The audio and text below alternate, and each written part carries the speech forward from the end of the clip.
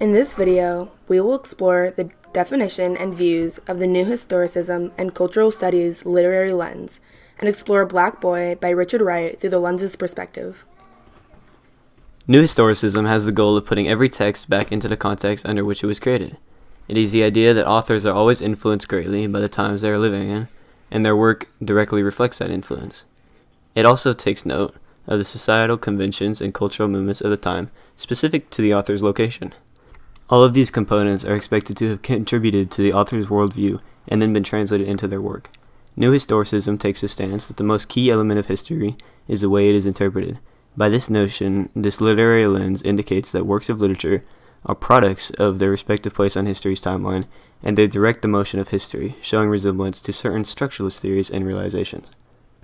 Upon analyzing a text through the perspective of this lens, the central ideas to be considering are the social, political, cultural, economic, and intellectual climates of the time.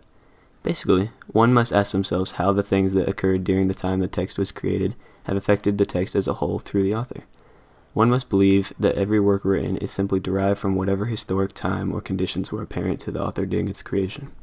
The idea that some event causes another, which causes another, must be ignored, as the true significance of events through the eyes of this lens is in how they are interpreted and who interpreted them. New Historicism also believes that an objective view of history is impossible, because every event is some kind of product of the time and culture during its occurrence. We as readers and observers must interpret everything subjectively.